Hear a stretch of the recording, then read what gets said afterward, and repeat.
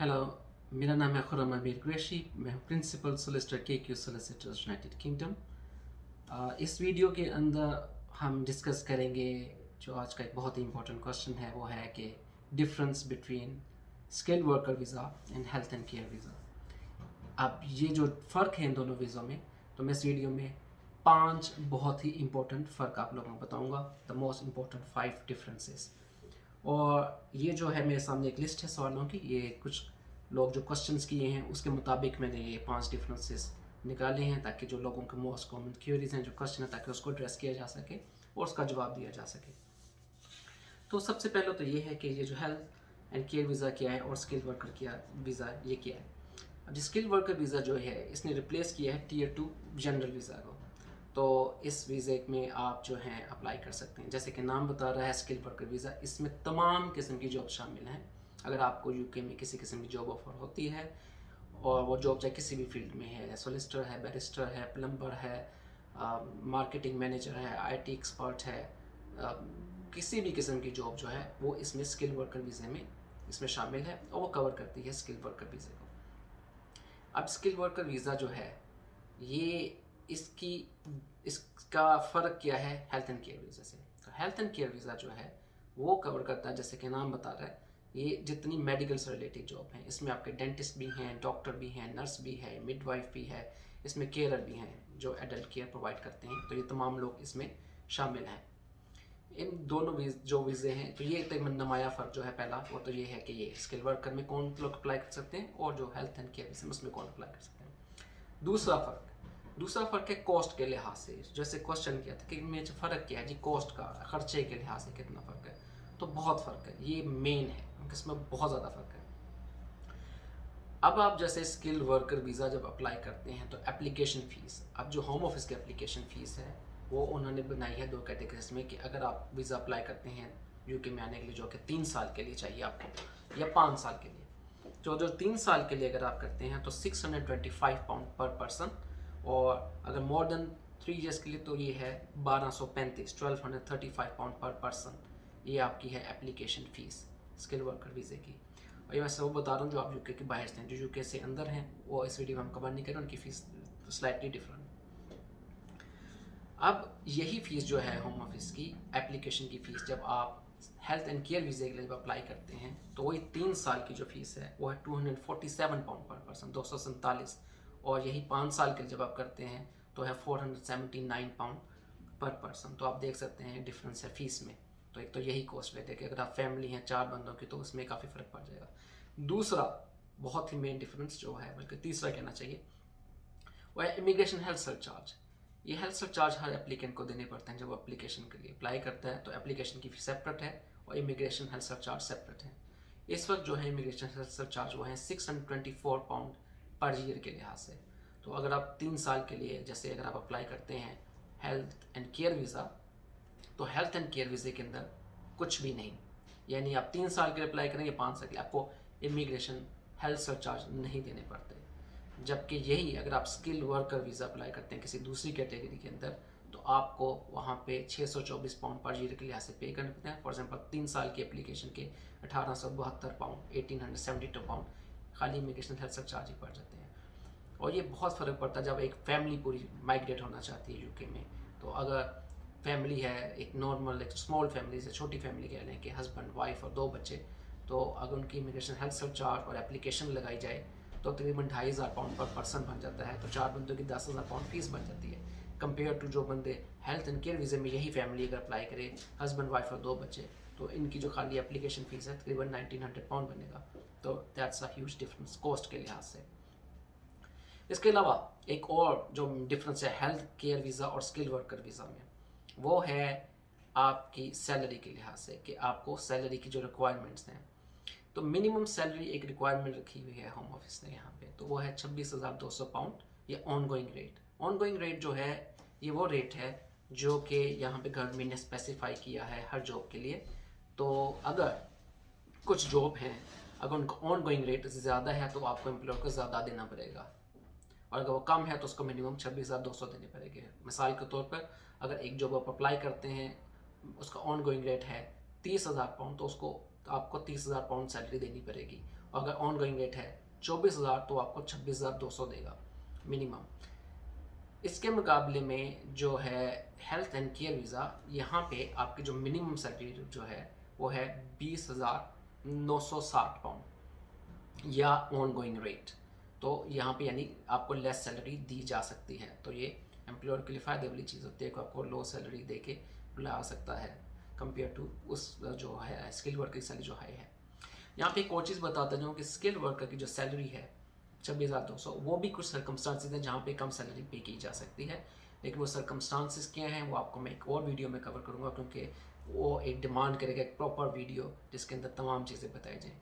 जैसे अगर आपने PhD किया हुआ है या आप UK में आपके 26 ईयर्स के हैं, अंडर 26 ईयर्स, या फ्रेश ग्रेजुएट हैं, तो इस सूरत में आपको कम सैलरी पे की जा सकती है। जैसे जॉब शॉर्टेज ऑक्यूपेशन में है तो कुछ उन्होंने बताया कहीं पे 90% ऑन गोइंग रेट, कहीं पे 80% ऑन गोइंग, कहीं पे 70% ऑन गोइंग रेट, यानी लेस पे की जा सकती है कुछ सर्कमस्टांसिस में। लेकिन तमाम सर्कमस्टांसिस में जहाँ पे लो सैलरी पे की जा सकती हो स्किल वर्कर में, फिर भी मिनिमम £10.75 आवर एम्प्लॉयर आपको पे करे, इससे कम वो पर आवर नहीं पे कर सकता। तो ये एक रिक्वायरमेंट है, इसलिए कि कहीं ऐसा ना हो कि कुछ एम्प्लॉयर उन्हें पता चलो कि भी हमने मिनिमम अगर 26,200 देनी है तो वो फोर्स करें माइग्रेंट वर्कर को कि तुम 60 घंटे काम करो।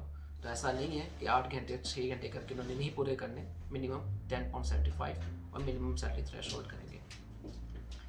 ये तो आ गई जो डिफरेंस। इसके अलावा सवाल पूछा गया था कि प्रोसेसिंग टाइम क्या है। प्रोसेसिंग टाइम दोनों ही स्किल वर्क और हेल्थ वेयर का सेम है। इसमें है 6, इसमें जो 3 to 6 वीक्स लेते हैं, लेकिन 3 वीक्स का जो है वो टाइम है। और लेकिन अगर आप चाहें तो आप प्रायोरिटी भी कर सकते हैं। प्रायोरिटी जो है वो अवेलेबल है, 250 पाउंड एक्स्ट्रा दें तो 5 डेज़ में डिसीजन आ जाता है। इसके अलावा कुछ ऐसे है जो सेंटर नेक्स्ट डे भी करते हैं, लेकिन ये सेंटर टू सेंटर है। तो आप जब अप्लाई करें, किस मुल्क से आप अप्लाई कर रहे हैं, आप अपने सेंटर को देखेंगे, वहाँ पे वो आपको ऑप्शन देंगे कि वहाँ पे प्रायोरिटी सर्विस अवेलेबल है या नहीं है। लेकिन आप प्रायोरिटी सर्विस ले सकते हैं, otherwise 3 weeks standard time. English requirement दोनों की सेम है, हेल्थ केयर वर्कर वीज़ा हो या B1, आपने B1 दिखाना है। इसके अलावा एक और चीज़, हेल्थ एंड केयर वीज़ा में mostly you need to show कि आपके पास पुलिस क्लियरेंस सर्टिफिकेट है। तो जिस मुल्क में आप 12 महीने या से ज़्यादा रहे हों तो आपने वहाँ से एक पुलिस का सर्टिफिकेट भी दिखाना है, अपने लिए भी और आपके जो डिपेंडेंट हैं, डिपेंडेंट जो साथ आ रहे हैं उनके लिए भी।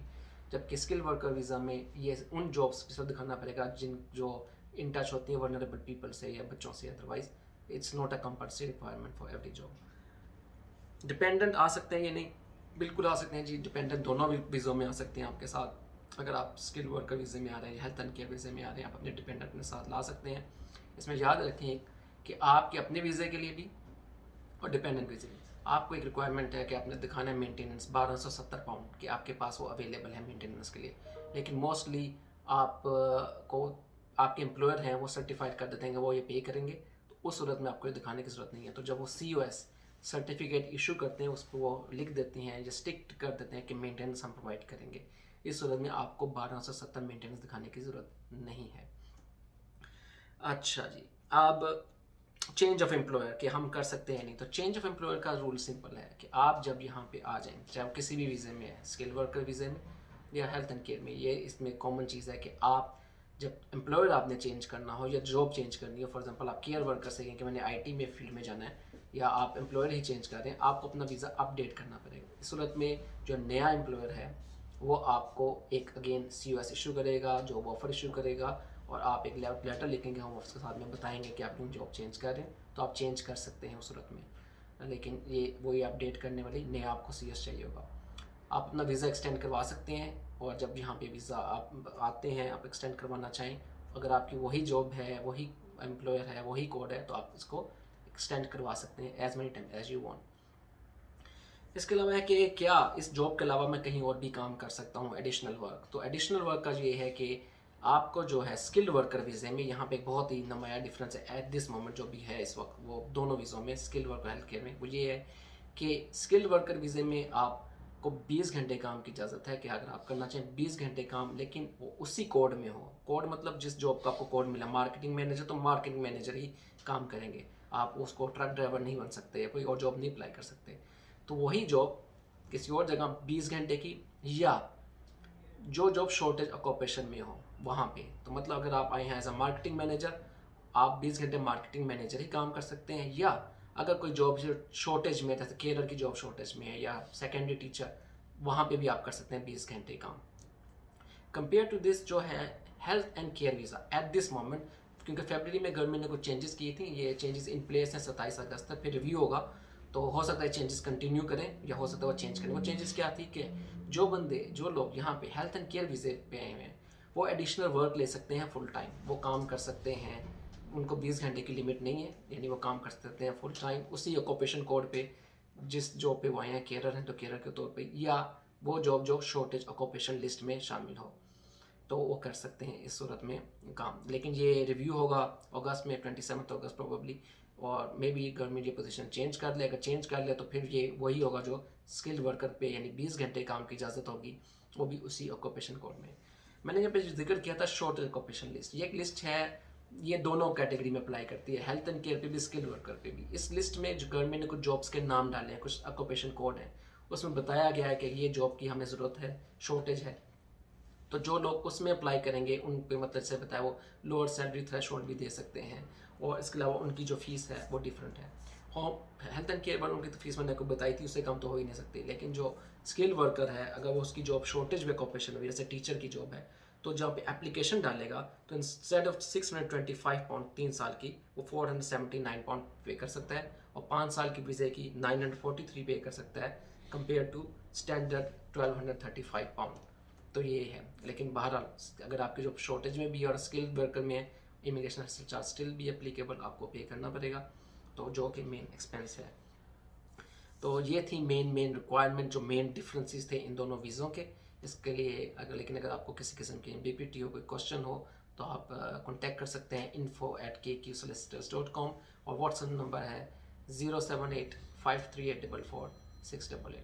Thank you so much.